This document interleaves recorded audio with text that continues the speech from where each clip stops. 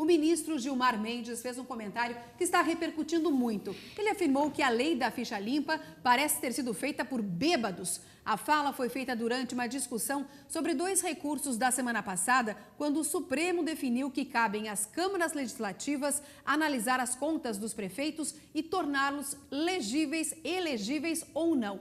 Prisco, é um tema polêmico, né? Olha, uma lei formada por bêbados foi muito forte ou o ministro não? O ministro Gilmar Mendes não toma jeito. Todo ministro, todo magistrado deve falar nos autos. Tudo bem que, em função do avanço dos tempos, tal, os magistrados possam aqui ou ali se manifestar. Mas o ministro Gilmar Mendes, que vai presidir as eleições, é também o presidente do TSE, ele não passa uma semana fora da mídia. E dizer que a ficha limpa, primeiro, bêbados, isso não é expressão adequada a um ministro do Supremo Tribunal Federal. E segundo, que não tem nada a ver com o que ele colocou, a ficha limpa é um grande avanço. Essa que é a verdade, para justamente barrar os fichas sujas.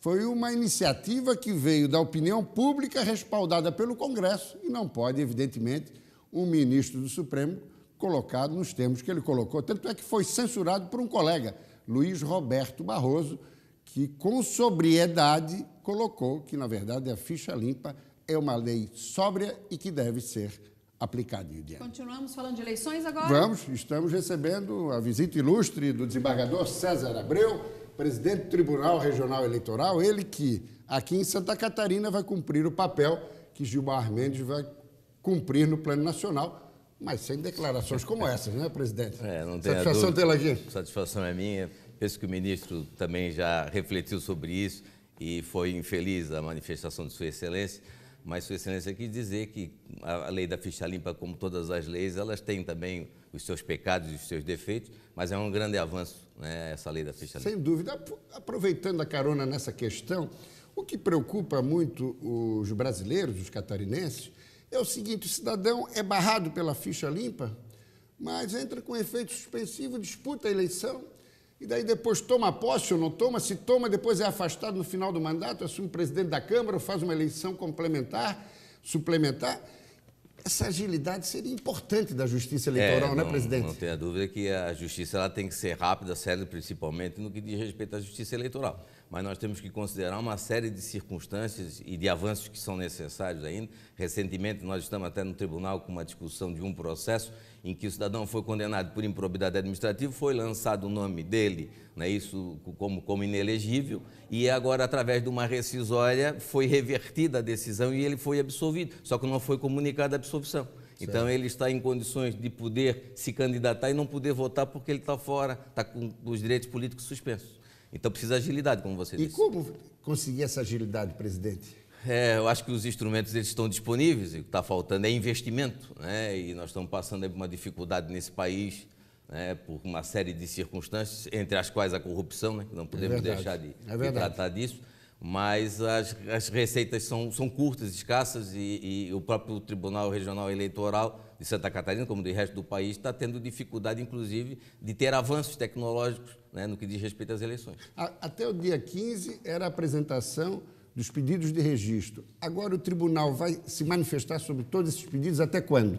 Agora começa a questão dos registros já foram apresentados, ainda é possível até amanhã, se o partido não apresentou o registro de algum candidato que foi escolhido nas convenções, ele ainda pode fazê-lo até amanhã, e o nosso prazo final de julgamento disso tudo é até 12 de setembro. Mas vai ser difícil cumprir esse prazo. Nós, dentro do tribunal, nós estamos com tudo e força para que todos possam saber os candidatos até antes das eleições. Perfeito. Vamos pedir uma arte que foi produzida pela nossa redação. Será que daria para colocar? Exatamente. O eleitorado de Santa Catarina, quase 5 milhões, os candidatos registrados, prefeitos, vice, vereadores, o total, que até o prazo em que o presidente colocou que será avaliado pela Justiça Eleitoral, e também todo o complexo de pessoas que foram recrutadas para 66 mil pessoas, presidente. A necessidade são quatro membros para cada zona eleitoral, cada sessão eleitoral, melhor dizendo, e isso multiplicando vai dar 66 mil pessoas, e é um fluxo de pessoas que têm que ser preparadas, Perfeito. treinadas. Vamos pedir outra arte, rapidamente, por favor. Próxima arte aí, 19 municípios com biometria completa, não, retornando, por favor. E 9 municípios com votação mista, né, em relação à biometria. O custo por voto 2,21, é isso mesmo? O levantamento que nós temos, o custo do voto está em 2,21, é um custo alto, né, se nós levarmos em consideração. E o problema da biometria, nós vamos agora, a partir depois de 2 de outubro, depois das eleições, nós vamos voltar à carga com a biometria. Para encerrar, uma pergunta que eu não poderia deixar de fazê-lo, não estava na pauta, mas na quarta-feira o Tribunal de Justiça aprovou a ampliação de 32 vagas de desembargador. No momento que vive o país, desembargador, o senhor acho que também votou favorável, como é que o senhor vê essa decisão? A questão é a questão de se entender isso sob o ponto de vista da realidade. O que está acontecendo? Na verdade, nós já temos essa mão de obra dentro do tribunal. Nós temos a figura do juiz substituto de segundo grau, que ele já é um desembargador.